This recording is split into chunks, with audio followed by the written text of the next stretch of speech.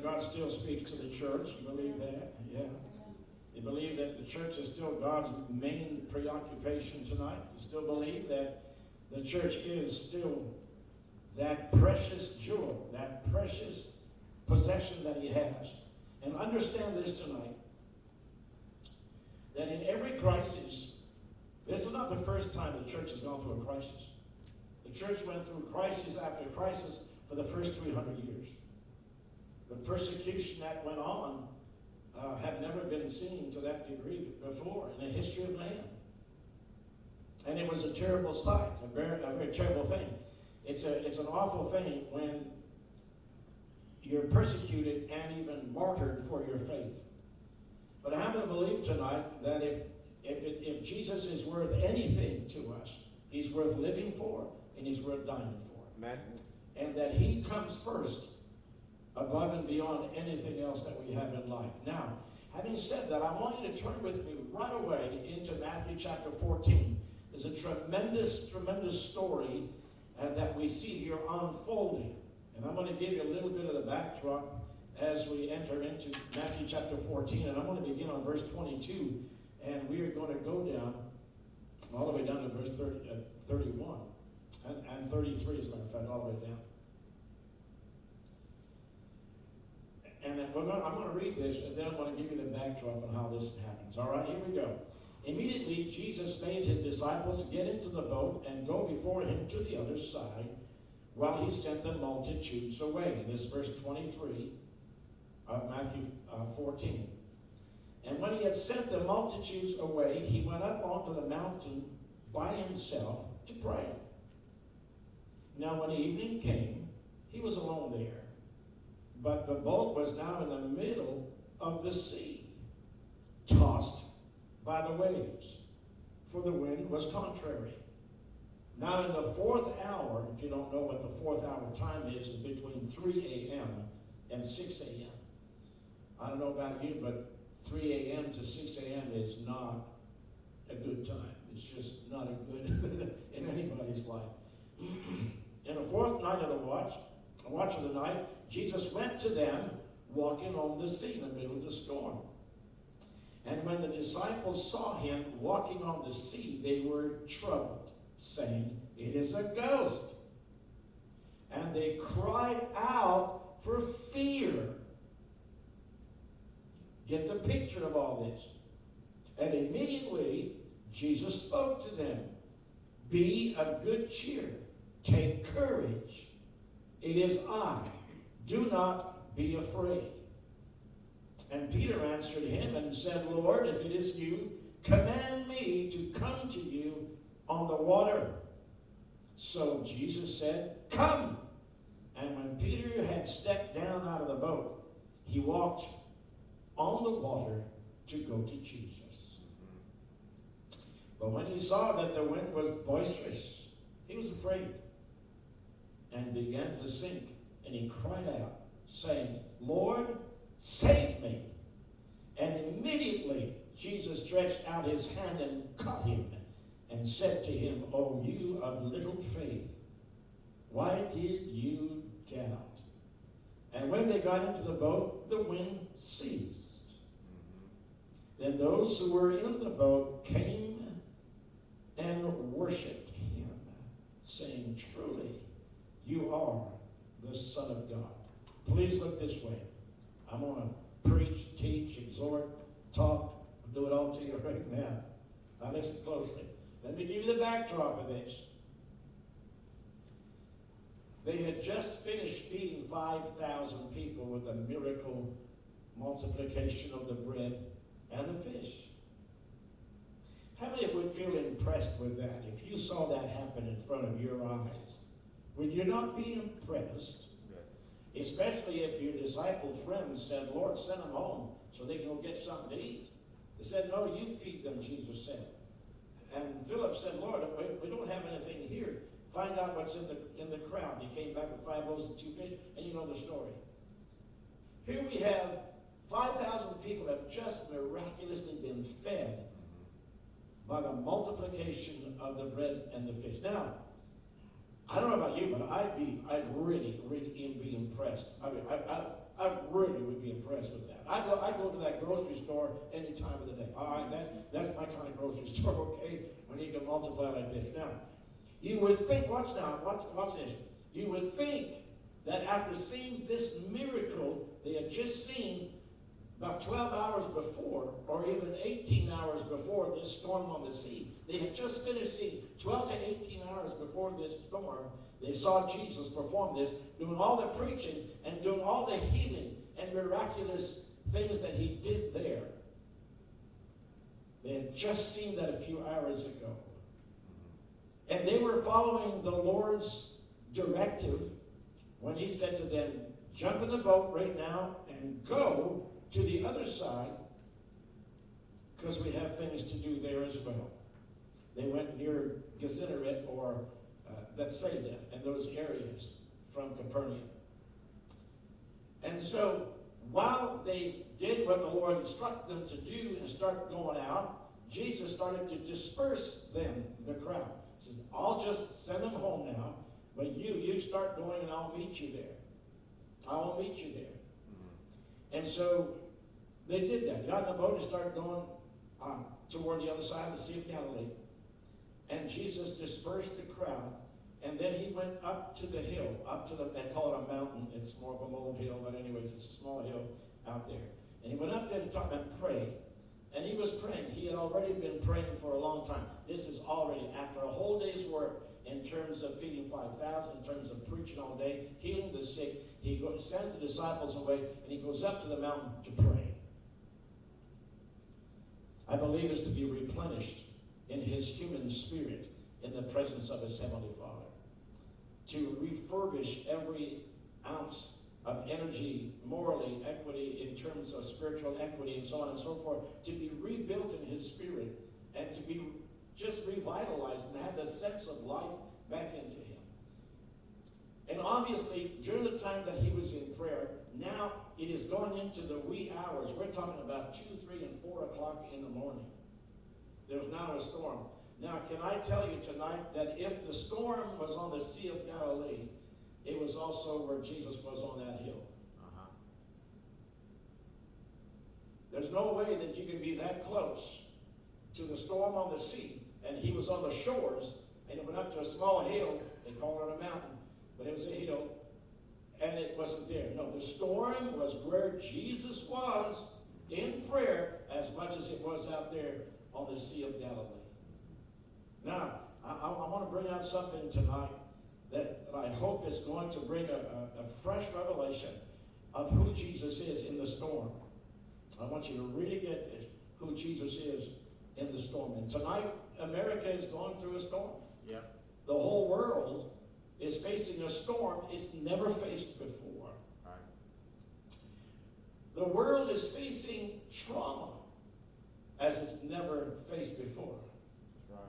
It is facing a crisis. It is facing a situation it's never seen before, where the whole global economy comes to a screeching halt, where people have died by the hundreds of thousands. People are locked in, closed and shut in. Here in America, like around the world, the human being is a socialite. It's just part of our human nature to socialize. Right. Even that has been cut off from us. Now we start wondering if there's going to be food on the shelves in the next month or so. So there's a lot going on. So we are facing a storm. Now I want you to see this. Jesus knows about the storm because he's on the hill right off the shores of the Sea of Galilee. And I want you to know tonight that Jesus is very much aware of the storm that has fallen upon this world and here in America. How many believe that tonight?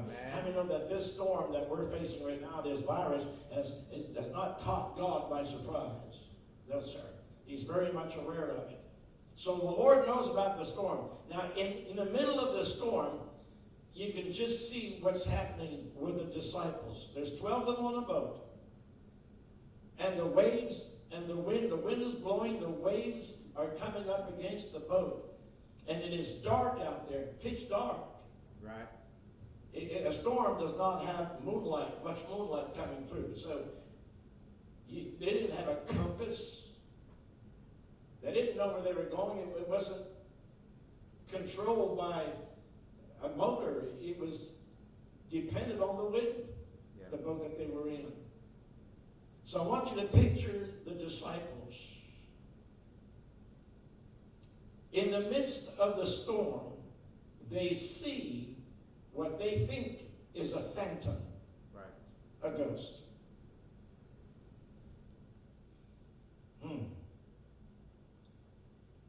Let me show you what a traumatized person could do. They can have a distorted view of reality. How many know that your imagination, when you're afraid, when you fear, you have an imagination that runs wild on you? Uh-huh. Is that right? Yeah. You start to, oh my God, this is going to happen, this is going to happen, this is going to happen. And so the disciples looked around. Not only was the storm there, but now they see what they think looks like a phantom. Because have you ever seen anybody walk on water before? I haven't. They had never seen somebody walk on water before. So for them, this was a totally brand new, novel thing for them. I've never seen anybody walk. And it has to be something that's immaterial. It has to be spiritual. It has to be spirit. It has to be a phantom. It has to be a ghost. It has to be something that added to their fear. So fear had already distorted their imagery. I don't know. I don't think it's because of the splash of the water that it could not identify him. Watch now, be careful. I don't think it was the wind, nor the water, nor the waves, or even the buffeting of the ship that distorted their physical view. They were able to see and identify it. But they did not identify who it was. And here's what I want to bring to you tonight. Two things. Number one, this virus, this problem that America is facing, this problem that the whole world is facing at this time, especially for the believers. I want you to listen closely. Jesus knows about this storm. Yes. He's aware of it. And trust me when I tell you, he's smack dab in the middle of this storm. Man, yes. Did you get that? Yep. I said, Jesus not only knew about the storm, but he came to the storm aggressively. And Jesus was in the middle of that storm. Yes, amen. Yes. Are you getting this picture? You and I have to see Jesus in this storm. Amen. Yes. The next thing is that we've got to hear the voice that says, be not afraid. Take courage. It is I. Amen. We've got to be able to get a distinction of who Jesus is in the storm. Can we, the big question is, Brother Alfred, are we able as believers, can we see Jesus in this coronavirus and this COVID-19? Can we see Jesus? Yes. Amen. Yes. Or are we seeing things? Is this the master? Or is this a ghost? Is this a phantom? Is this a demon activity? What is this?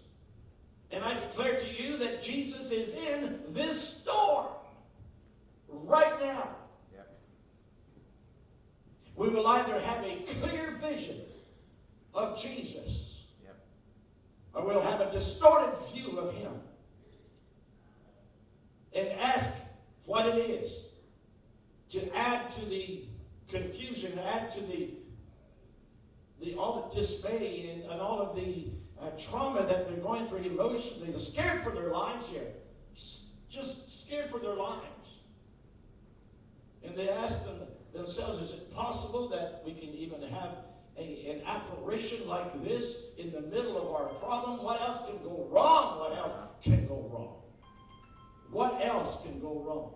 Right. What else can go wrong? Tonight I want us who are believers to hear this from me tonight and from the Holy Spirit. Jesus is in the middle Amen. of this storm. Yes, he is. In the fiery furnace, Nebuchadnezzar put 3 men in that fiery furnace. But somehow, when he looked again, he saw not 3, but he saw 4.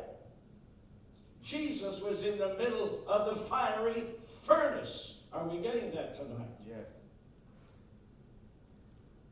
Jesus is in the middle of this storm. And I would say to you tonight, it is not a question of where is God, it is a question of where are you? Amen.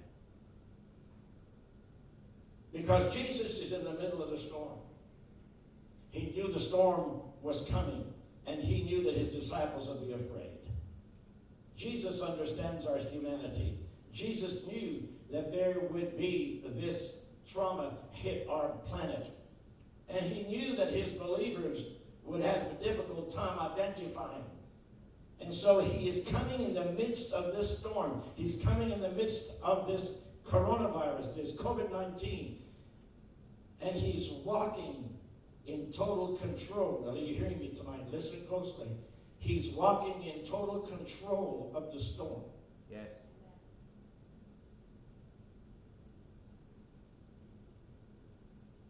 Jesus is walking in total control of this coronavirus.